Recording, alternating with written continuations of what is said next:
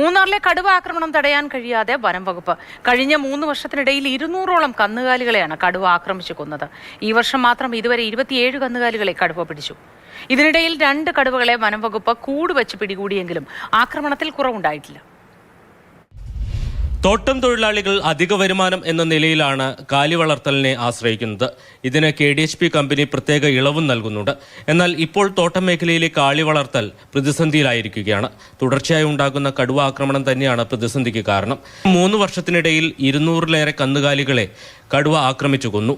ഈ വർഷം മാത്രം കടുവയുടെ ആക്രമണത്തിൽ ചത്ത കന്നുകാലികളുടെ എണ്ണം 27 ആണ്.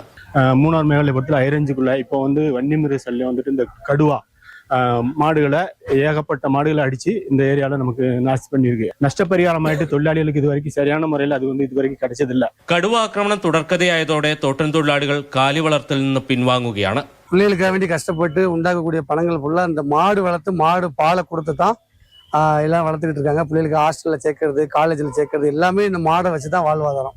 ஆட்களுடைய மாடு எங்கேயாவது மேய்ச்சலுக்கு போச்சுன்னா கடுவா வீட்டு வாசல் வரைக்கும் வந்து അടിച്ചിട്ട് പോകக்கூடிய ഒരു സൂழ்நிலை இருக்கு. இந்த குறிப்பிட்ட കാലങ്ങളിൽ ഒരു 200 മാട്ടുക്ക് മേലെ കടുവ അടിച്ചിരിക്കുന്നത്. കഴിഞ്ഞ വർഷം പ്രതിദിനം 5000 ലിറ്റർ പാൽ ഉൽപാദനം നടന്നിരുന്നുവെങ്കിൽ ഇപ്പോൾ ഇത് 4000ആയി കുറഞ്ഞിരിക്കുന്നു. കഴിഞ്ഞ 3 വർഷമാ 200ഓളം പശുക്കളെ പിടിച്ചിട്ടുണ്ട്.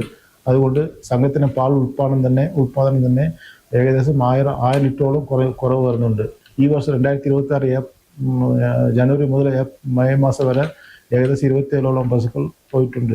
വനംവകുപ്പ് 2 കടുവകളെ കൂടുവച്ച് പിടികൂടിയിരുന്നു. എന്നിട്ടും കടുവയുടെ ആക്രമണം തുടരുകയാണ്.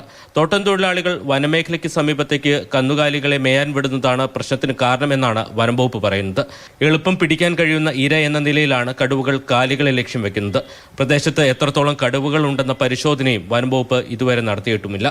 മാതൃഭൂമി ന്യൂസ്, ഇടുക്കി.